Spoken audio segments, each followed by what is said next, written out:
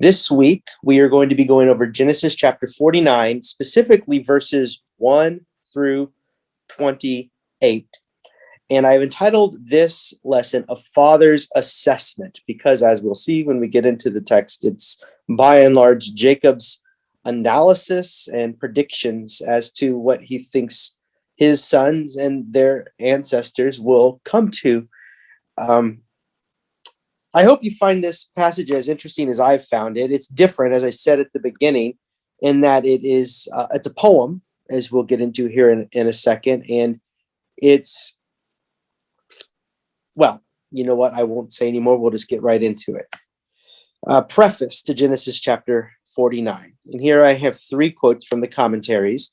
Hybert writes, Jacob's final words to his sons are from an ancient poem.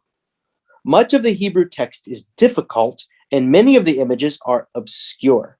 However, several features reflect the later realities of the Israelite tribes. Here, as elsewhere in Genesis, Jacob's sons represent the later Israelite tribes that bear their names. Thus, the fortunes of the sons described here are, in fact, the fortunes experienced by their tribal descendants, who make up the audience listening to these stories.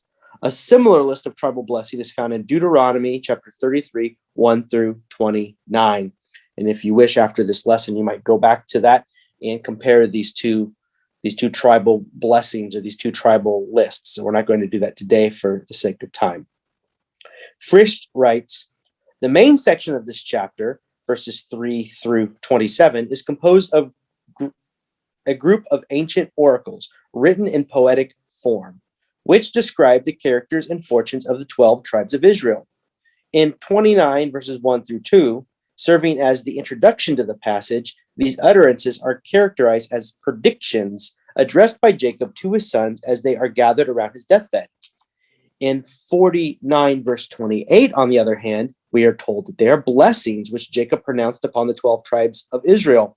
How the term blessing can be applied to all of the oracles recorded in this chapter is difficult to understand, since Reuben is severely reprimanded for his weakness of character, and Simeon and Levi are actually cursed for their deeds of violence. It is clear after reading through these poems that they are not dealing with the affairs of Jacob's sons as such, see 49:1, but rather with the history of the tribes they represent, see 49:28. They must have been composed long after the time of Jacob, when nationalism was strong in Israel and the characteristics of the various tribes were well established. Fritham writes, many scholars deem this poem, Jacob's final words to his sons, to be one of the oldest pieces of literature in the Old Testament. Its language, aphorisms, metaphors, wordplays, and other poetic features make for many difficulties in text translation and interpretation. The poem has no doubt a complex compositional history, evident, for example, in the differing length and character of each saying. The differences among the sayings provide evidence for their independent origins in widely disparate settings. They have been brought together into a larger poem over an extensive period of time, the present composite form emerging sometime late in the period of the Judges or in the early monarchy.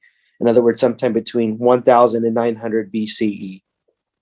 The sayings were then inserted into a narrative that originally moved directly from 49 verse 1, Jacob summoning his sons, to 49:28b, where they actually gather around him for his death. So on to the text. Chapter 49, verse 1.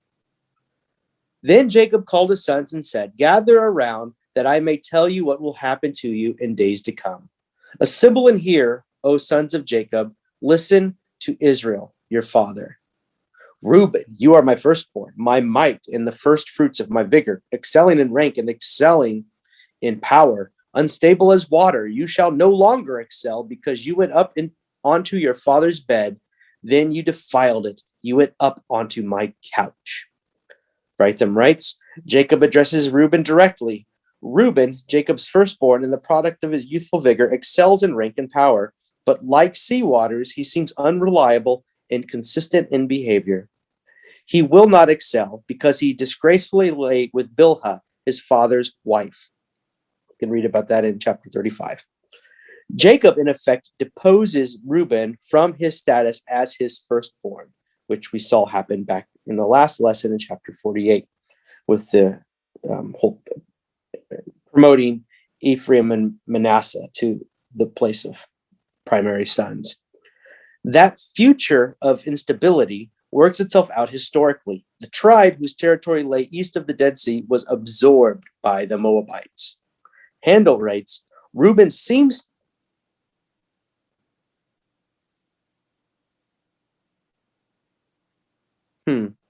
as a typo there.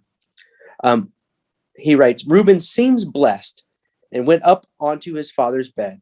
In the J source, this allusion occasions the brief account of Reuben sleeping with Bilhah. The tribe of Reuben diminished and eventually disappeared. Some of its clans were absorbed into Judah. Verse 5. Simeon and Levi are brothers. Weapons of violence are their swords. May I never come into their counsel. May I not be joined to their company. For in their anger they killed men, and at their whim they hamstrung oxen. Cursed be their anger, for it is fierce, and their wrath, for it is cruel. I will divide them in Jacob and scatter them in Israel. Notice how Jacob and Israel are spoken of in that last sentence as if they were not so much individuals, but tribes. So you see how this is already looking into a future, from the vantage point of the text, looking into a future when those names will service as names for an entire nation. In fact, anyway, Fritham writes, Simeon and Levi are the only sons considered together, no doubt because of their slaughter at Shechem in Genesis 34, 25 through 30. The poem includes strong language about them. They were murderous, violent, fiercely angry, arbitrary, cruel, and harsh in their treatment of animals. Handel writes, Simeon and Levi are cursed because of their anger, because in their anger they killed men. In the J source, this allusion leads to the story of the massacre of the men of Shechem, for which Jacob rebukes them. Simeon eventually disappears as a tribe. Some of its clans were absorbed into Judah, and Levi was scattered throughout Israel as the landless tribe of priests. And as I think Sue pointed out maybe 2 months ago, how Levi was a tribe without a land, and they never would have a land. And this story here, these lines in this poem here are meant to explain that.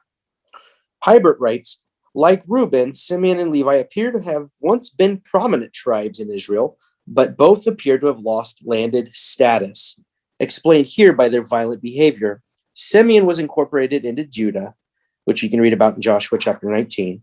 Levi was a tribe without landholdings, explained here by its excessive violence, but elsewhere in the Bible because of God's selection of them for priestly service. Lessons learned, my own commentary. When misdirected passion, anger, and violence prevails, the land is lost. Now, as for Judah, Judah comes off quite well. Verse 8, Judah, your brothers shall praise you. Your hand shall be on the neck of your enemies. Your father's sons shall bow down before you. Judah is a lion's whelp from the prey, my son. You have gone up. He crouches down. He stretches out like a lion, like a lioness. Who dares rouse him up? The scepter shall not depart from Judah, nor the ruler's staff from between his feet, until tribute comes to him, and the obedience of his peoples is his. Binding his foal to the vine, and his donkey's colt to the choice vine, he washes his garments in wine, and his robe in the blood of grapes. His eyes are darker than wine, and his teeth whiter than milk. Of this, this is a quote from Handel. The blessing withheld from the three oldest sons now comes to Judah. Praise, in Hebrew, yodu, or a play on Judah. Like Jacob, Judah is blessed with authority over his brothers. This blessing points toward the King David. Remember the time in which this was written. This is near the height of King David's rise to power, or maybe shortly thereafter during the time of Solomon. So this blessing points forward to King David, but the first hearers of this would have known this as the reality. The scepter shall not depart from Judah is an explicit reference to the Davidic dynasty.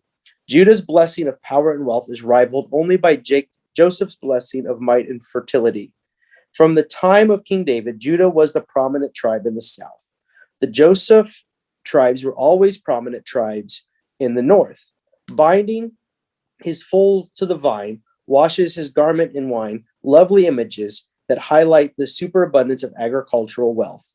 Judah can treat vines like ordinary trees and wine like water because he has so much. You may have noticed that line. It would be ridiculous to wash your garments in red wine, as it would stain your garments. But the point here being, grapes and wine are a sign of abundance, and Judah's future is one that is so rich and luxurious that they have the luxury of taking this luxury and using it as a laundry detergent, as it were. Hybert writes, Judah finds favored status over his older brothers, Reuben, Simeon, and Levi. This text reflects the period of the monarchy. At that time, the tribe of Judah rose to highest importance in Israelite history when David, a Judahite, became king of Israel. In contrast to the criticism of his older brothers, Judah is praised. The scepter is a sign of kingship. It symbolizes Judah's rule over his brothers. Fertility, suggested by an abundance of wine, indicates God's favor. Fritham writes, verse 10 appears especially difficult, particularly the word Silo or Shiloh, variously translated as a place, Shiloh, which by the time of this poem's composition would have been already, by the time of the Davidic monarchy, in fact, would have already been a destroyed location. A person, a ruler in whom rule belongs, which is how the NIV renders it, or tribute, as the NRSV renders it. It most likely, thinks Fritham, refers to a person. The basic image is clear. The poet depicts Judah as a royal figure whose rule, scepter, staff standing between feet, imagery from some of the Psalms that allude to rule, will continue for a lengthy period until a climactic event occurs that assures a glorious future when he will reign over obedient nations in a fertile earth. What happened to enable this future? But what will happen to enable this future? Judah experiences some growth over the years, but achieves prominence only during the time of Saul and David. Hence, many scholars suggest that this verse refers to the Davidic monarchy, at which point Judah's preeminence as a tribe will assume a broader sovereignty over the nations. So the people who heard this heard this poem read for the first time during the time of King David, would think things are already going well for the house of Judah. Things are only going to get better. So it's even forward looking from the vantage point of the time when this stuff was written down. Now things move on to the other sons of Jacob. Verse 13, Zebulun shall settle at the shore of the sea. He shall be a haven for ships, and his border shall be at Sidon. Issachar is a strong donkey lying down between the sheepfolds. He saw that a resting place was good and that the land was pleasant, so he bowed his shoulder to the burden and became a slave at forced labor.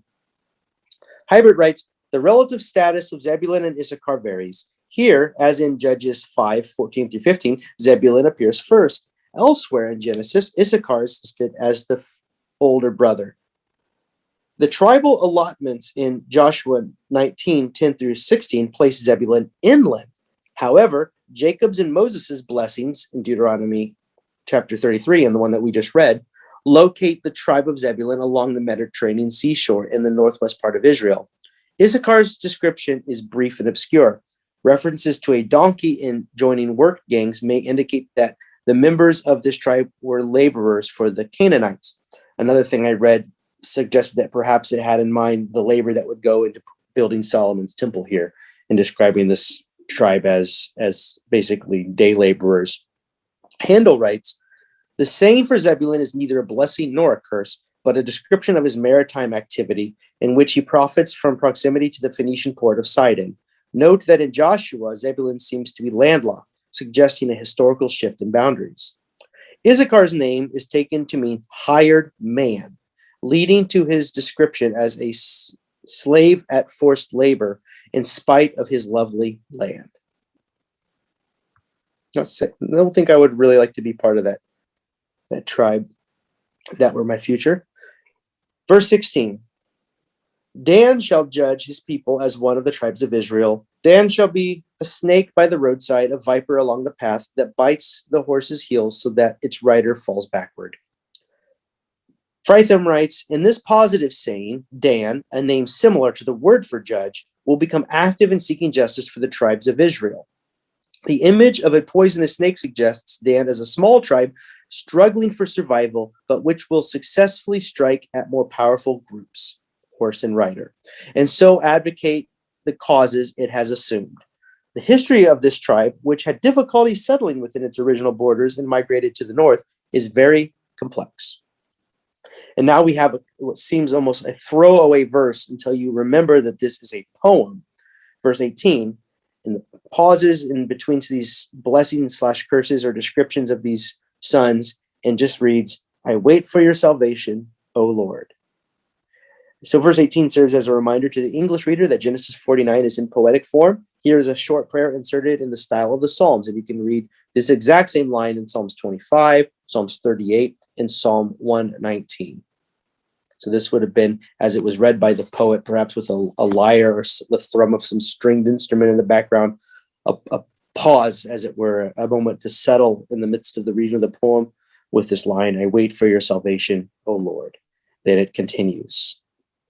Verse 19, Gad shall be raided by raiders, but he shall raid at their heels. Asher's food shall be rich, and he shall provide royal delicacies. Naphtali is a doe let loose that bears lovely fawns. Hybert writes, the descriptions of Gad, Asher, and Naphtali are too brief to provide full explanations of their intent.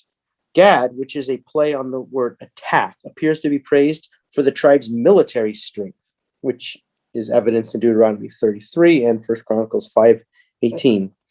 Asher, located in the fertile land of western Galilee, is noted for its abundant produce. The wild doe to which Naphtali is compared suggests many possible meanings. One is quickness and sure-footedness in battle. Fritham writes of Gad that Gad settled east of the Jordan and was especially vulnerable to desert marauders. Gad will continue to be victimized by bands of raiders, but will be able to respond effectively by seemingly minor acts of bravery. Asher's coastal land was agriculturally fertile, hence he would provide rich food for royalty, including the export of delicacies. The reference appears positive. Now, another possible meaning for Naphtali may be gives beautiful words. Perhaps we are to think that this tribe is one who produced great poets or wordsmiths. That's one that I like in particular, but I like beautiful words. Now we arrive at Joseph, who all these stories has been about. And Joseph has a variety of very, very kind and upbuilding things said of him. Verse 22.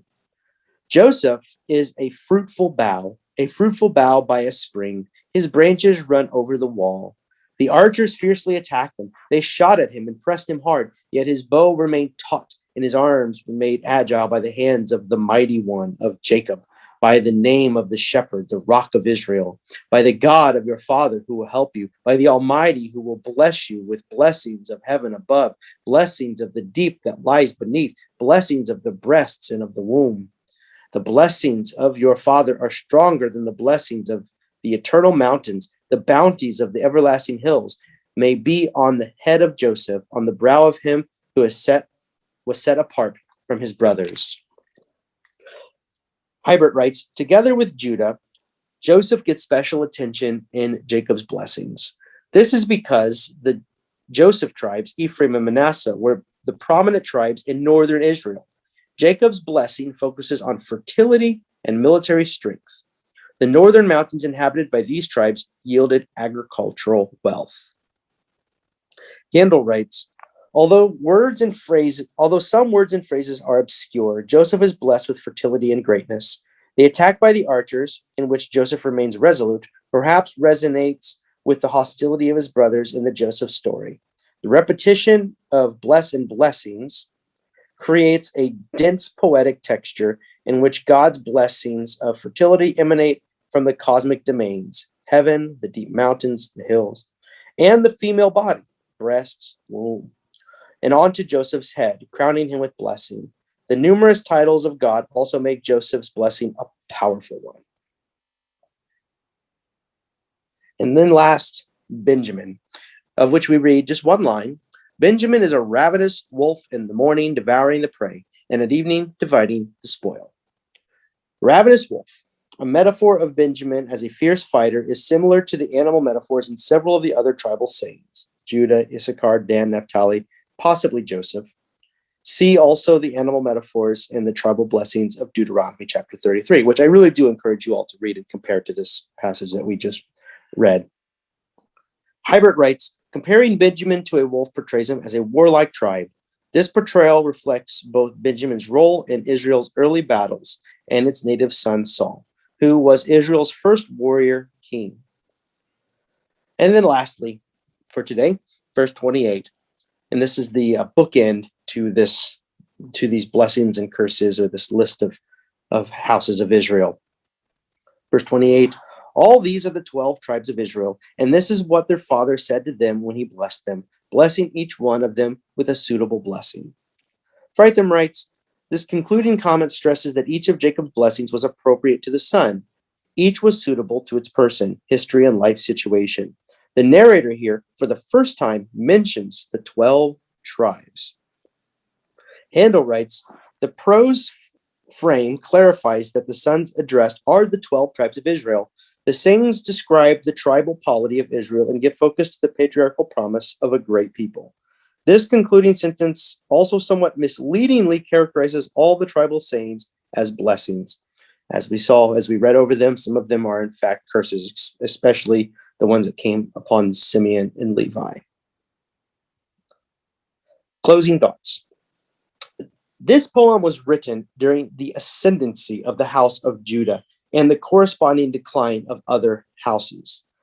These historical occurrences are placed in the mouth of Jacob/Israel in prehistory to give literary expression and explanation to what has in fact occurred centuries later. Questions such as, how is it that the Davidic line, Judah, has usurped Saul's, Benjamin's lineage and has risen to prominence? How have the houses of Reuben, Simeon, and Levi lost their tribal lands? Why do the Zebulunites sail the seas? Why are the children of Issachar predominantly day laborers? The answers to these questions are put in the mouth of Jacob by way of a poem. Each stanza a character assessment of his heirs. And I'll conclude with a quote from Fritsch.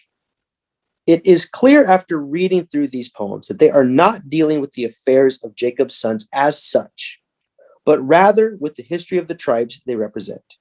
They must have been composed a long time after Jacob, and this is something we did read at the beginning of this, a long time after Jacob, when nationalism was strong in Israel and the characteristics of the various tribes were well established.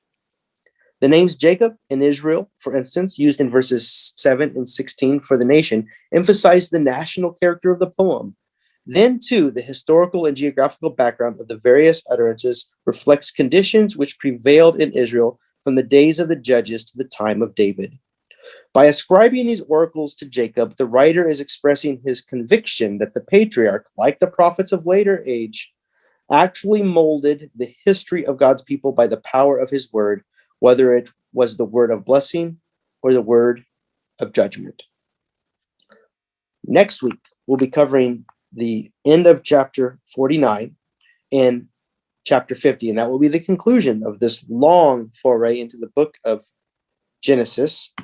I will now bring us back for questions or comments. And I realized this was a different kind of, I don't even know what to call it, a Bible lesson or a lecture or what it was, but I found it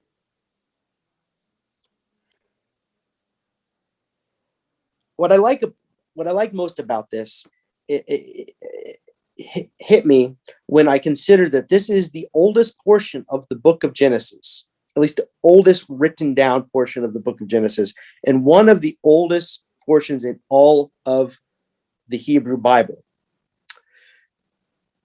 And so, like, before the first 3 chapters of Genesis were written down, before Any of the stuff that we've read before was written down. This is the oldest, and it sort of makes sense that the oldest material you would have would be these very short sayings, these short descriptors to describe a reality around them. The oldest portions of written down in the Christian scriptures in the New Testament are in fact similar poems and hymns that are bracketed by the words of Paul in some of the epistles. You might sometimes see Paul quoting what seems to be a hymn that the people would have known. And likewise, we have these verses bracketed in the midst of the story of Joseph and his father Jacob at the tail end of Genesis. Anyway, I found learning about them interesting. I'd like to turn it over to whatever your thoughts are on the topic.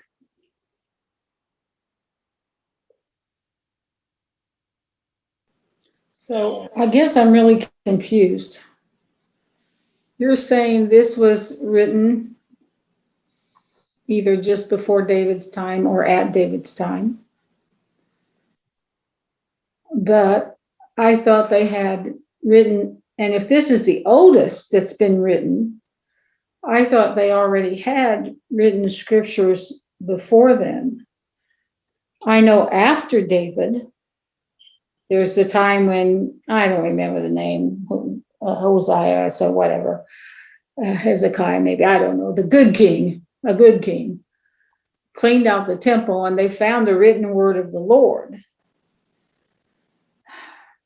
And so from what you're saying today, you're saying that written word of the Lord would have been done at this time. What I'm saying is you had oral traditions that would pass on stories from generation to generation. This is the earliest written bit of scripture, and it's I just have to take their words for it, I guess, but this was consistent in every commentary that I read. And they know this by the kind of Hebrew used, the kind of references made in the writing. And it's believed that this is at least the oldest in Genesis, if not one of the oldest in all of the Hebrew scriptures in terms of when it was written down. That isn't to say they weren't already telling these creation stories to one another. But they weren't written. They were just oral. Yes. But they talk about when they find whichever king this was, when they find the book, he says, I think it was Josiah. We aren't doing, I think, who was it? I think it was Josiah. Josiah? Okay. I thought it was that one at J1.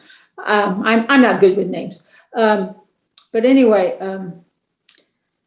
he says that we have not been obeying the Lord, and he goes out and reads all the word of the Lord to the congregation, to all the Jewish people. And it's not, so you're saying that part was also written after this part. Put to page and compiled. We've talked about how there's these people they call them redactors, the people who took oral traditions and either wrote them down or took what had been written down and compiled it into the final form that we have in the Torah.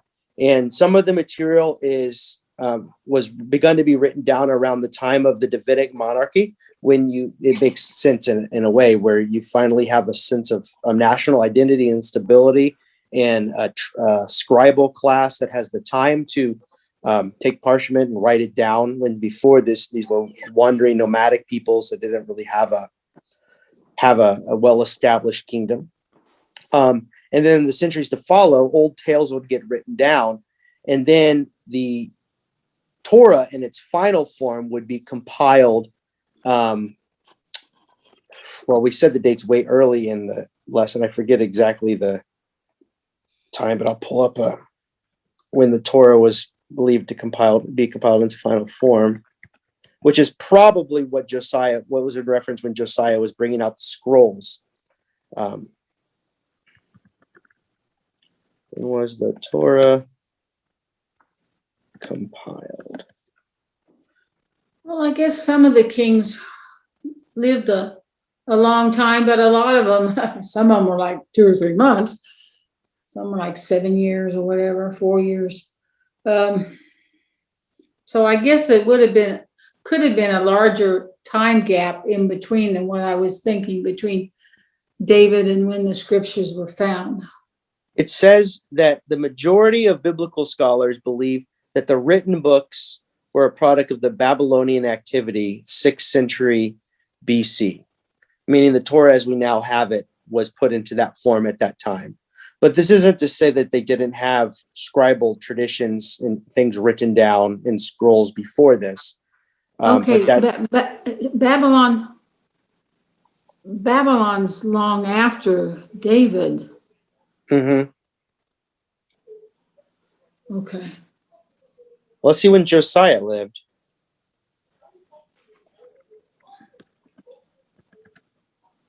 Oh, I have my thing. I could probably tell you that. Sure. He reigned 648. He was born in 648 BC. And he reigned right around that time, from 640 right up until about the time of the Babylonian exile. Yeah. So like you'd have all of these, stories written down, and those would likely be the old stories and old scrolls that are talked about when he had them brought out. They discovered. It's not to say that nothing was written down. It's just to say that it's believed, and this is the Hebrew scholars who know Hebrew syntax and know when certain colloquialisms and sayings and ways of speaking were prominent amongst the Hebrew people. They're the ones who identify this as one of the oldest portions that was written down. How long these things had been shared as in poems too, were products of oral traditions mostly. I mean, songs or things that would be spoken to convey the old stories. Okay.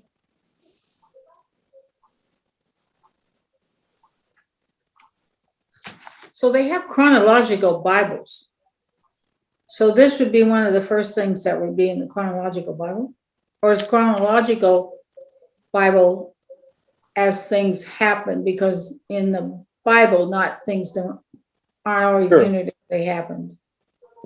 Within like specific books like Genesis, things are put in a chronological order, right? Starting with creation stories. And we think about books composed from start to finish, like an author is going to write a book, will start at the beginning and then work their way to the end, and then put a period on the end, just like some people would write a book today. Not that that's always the case, but in the case of the biblical books, these materials were written at different periods of time by different authors, and then were later put into a sensible order by the redactors, which is why you have both of the creation accounts, each written 150, 200 years apart, side by side, that read almost like one account when you realize, if you study it carefully, they're two.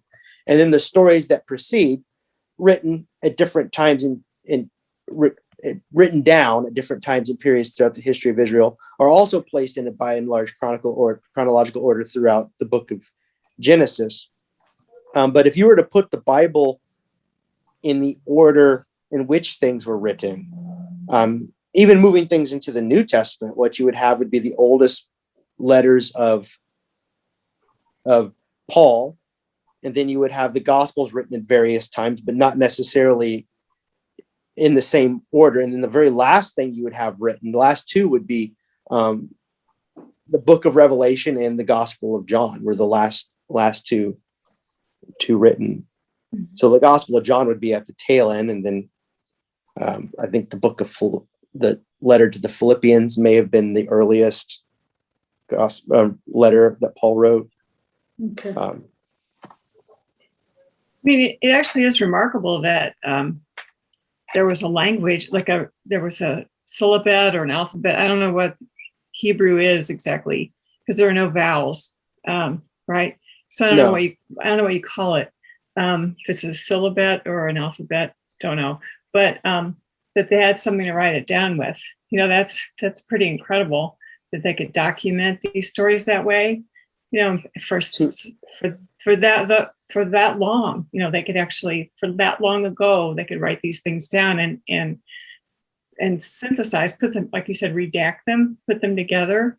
That's really an achievement. That's pretty incredible. To have a scribal community Mhm. requires Yeah. stability in the Yeah. in the place where they're living and resources. So before Egyptian papyri was produced, you needed to raise animals.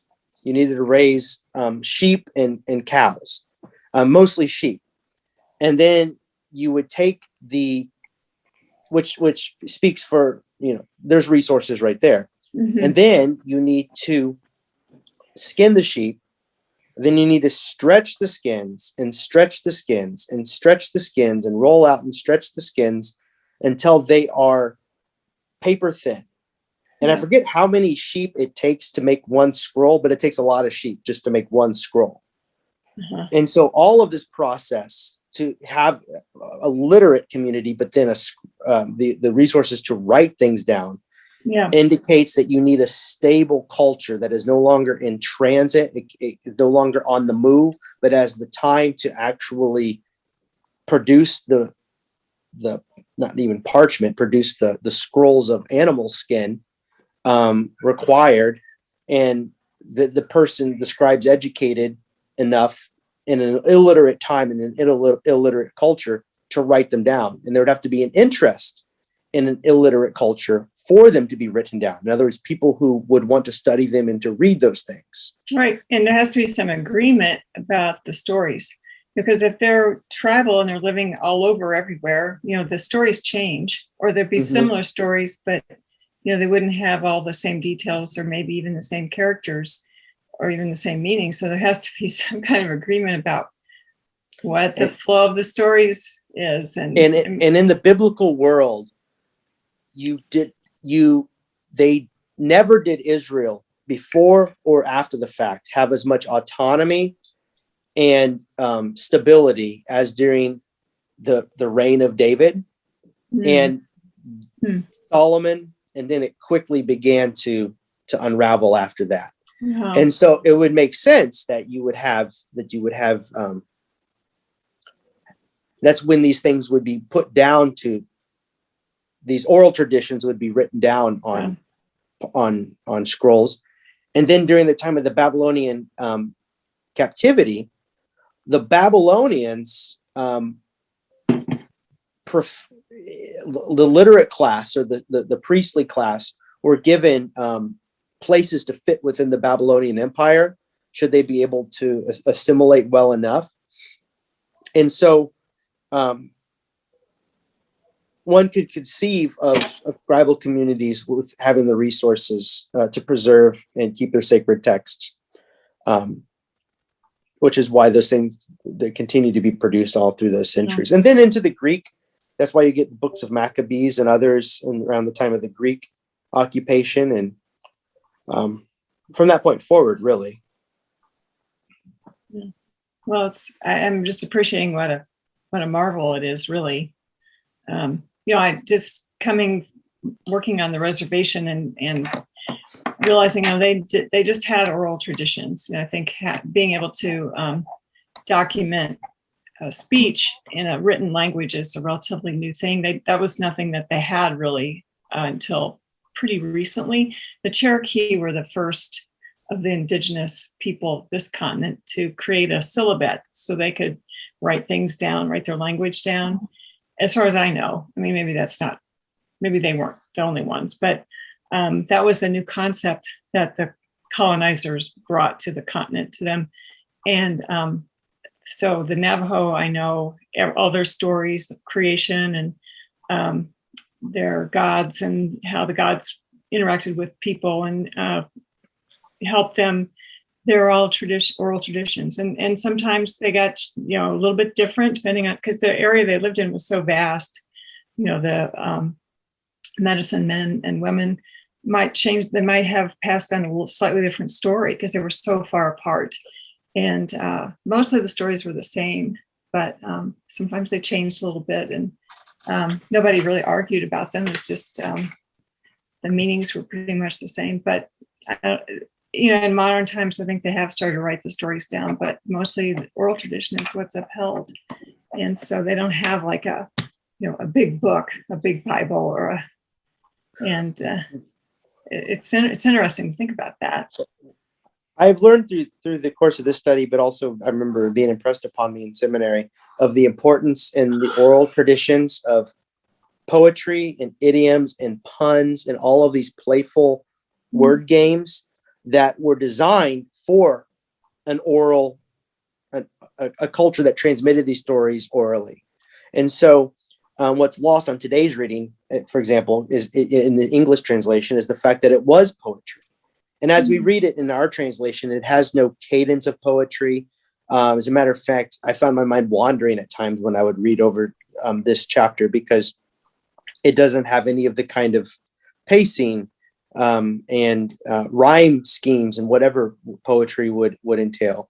But the reasons why it comes to us in that way is because before they were written down, they were repeated to people who could not read with tricks of language to help them remember and to remember names that mean names that a name for a person that describes that person at the same time. Or back when we considered first Genesis 1, 2, and 3, those were both poems, creation poems, which makes sense if you were teaching your kids yourself. You say you cannot read, and you're teaching your kids about God's creation and their place in it. You would need to be able to memorize it, and it would have to be told in such a way that stuck in your mind for repetition. And so one of the things we miss and just we lose pretty straight away in strict English translations, and I can only access it by way of the scholar's word for it, as those who know Hebrew and can have developed the ear for it. So I'm wondering about 12, and I know there's probably some significance. Sue may know this. You may know this. And why, Jacob adopted Manasseh and Ephraim. Why there wouldn't have been 14 tribes of Israel. He kind of put them in there with Joseph, but it seemed like in one of the last chapters, Jacob outright adopted them as his sons. So why there weren't 14 tribes of Israel, unless 12 was such a significant number, he had to stick with 12. I don't know, why did he do that? And then the other thing is, this when he's talking about 12 tribes of Israel, I'm wondering, is he talking about himself? And later on, of course, we're talking about the nation of Israel, and then of course God says way back to Abram and then Abraham, I will give to you a great nation. So, with the blurry line between Israel, the person, Israel, the nation, and are we meant just to blur those all together? And so anyway, we have very little time left, but what does anybody think about all that? Sue, jump in there with your numerology. Jump in there. Reuben got kicked out because of what he did, okay? He's eliminated. Okay, all right. And notice there is no tribe of Joseph. Now we've lost 2, and we've replaced them with Joseph's son. Oh, is that how you figure it? Okay. Yeah. Well, the tribes of Ephraim and Manasseh would become the tribes. So people reading these for the first time would have to reconcile with the fact that some names were dropped off and some were added. And the way this was done was by way of Genesis 48, which was to explain how Jacob adopted the sons of Joseph. But of course, Joseph was an important figure in his own right. And in its own way, he does have a house by way of Ephraim and Manasseh. But as time would go forward, they would become 2 distinct tribes and dominant tribes. And so you see, I just went back to look at the list in Deuteronomy 33. And in this one, it's got several blessings, many of the same language, much of the same language as is in Genesis 49, where it talks about hills and mountains, and says the choice of gifts of heaven above and of the deep that lies beneath, which is similar language to what we just read for Joseph's blessing.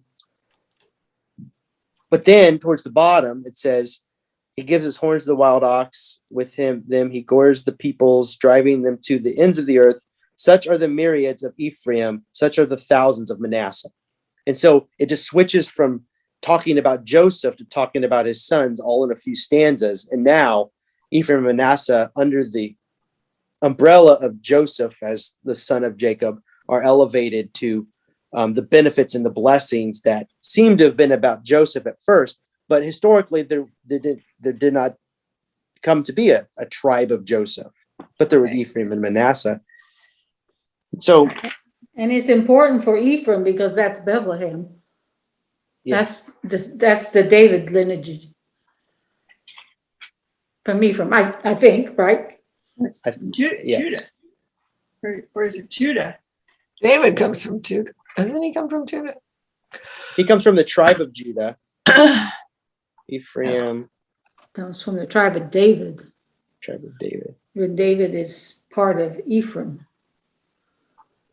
I'm still here. Isn't it scripture says Ephraim, you'll be the birthplace of this? I don't know. I can't remember the scripture. Okay, Just- so Reuben, he's just out of there. He's gone. Yeah. And He's a then bad boy. he was. That was a tragedy. A bad move, bad call. And so that leaves the sons of Joseph in the tribes. So then the blurring of the name, we're just supposed to accept that. And it starts out as person Israel, and then it just is meant to blur over into the name of the nation. Sue's waving around her cozy. She's got her cozy going there. I'm still thirsty for being outside. Well, I'm looking at a map of the 12 tribes of Israel, and Bethlehem is in northern Judah, and Ephraim is north of Benjamin, which is between Judah and Ephraim, which has Bethel and Bethlehem and a bunch of other places. But I thought that David was from the house of Judah as well. Let me just type in. This is things I know some days and forget other days. Jesus, house of David. Benjamin. David, house of Ephraim. Bethlehem's in. So David was the house. David was from the house of. Let me just write that in. I think that's all. From the house of.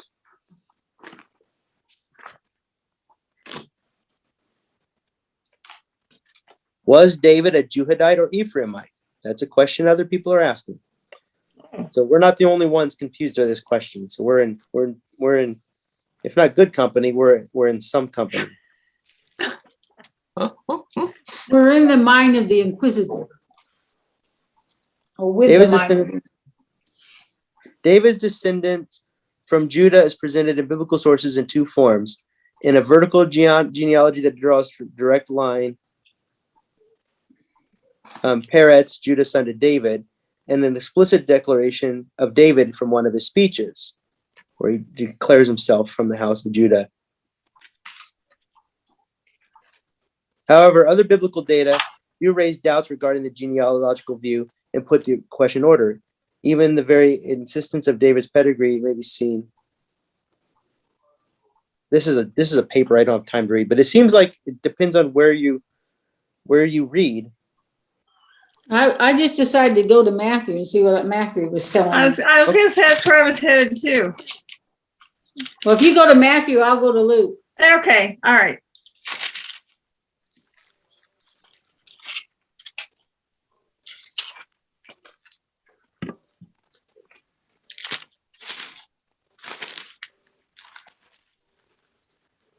Now here it starts with David, but Judah is going, I'm just skimming this, but it starts with Jacob and then Judah, and then I just skimmed it right down to Jesse and David, Solomon, and then right on.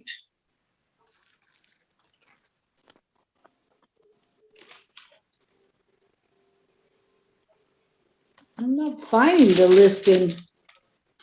It's know in, it's- it's in there. It's in, I know it's in, I was thinking it was in Matthew, but I was looking for the genealogy and It's in Luke, but I don't, it's in the first chapter of Matthew. It's easy to find, but it's in like Luke too, somewhere. I didn't see it. If it's there, it's not listed in order. I mean, it'd help if I turned the light up. The sun just went away and I can't see. What about Hebrews? Most say tribe of Judah, but there seems to be some biblical passages that it's more ambiguous or suggest he was from Ephraim. But by and large, it's agreed that he was from the house of Judah. Yeah, that's what Matthew is saying. It says Abraham to David, but through the house of through Judah, the tribe of Judah, in Matthew.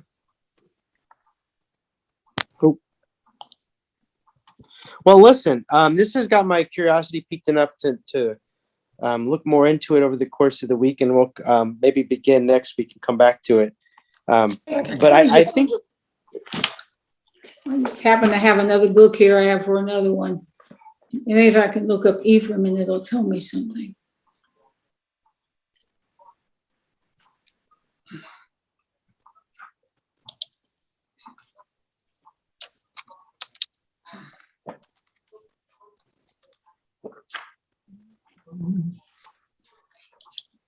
Oh, I don't think I'm finding anything.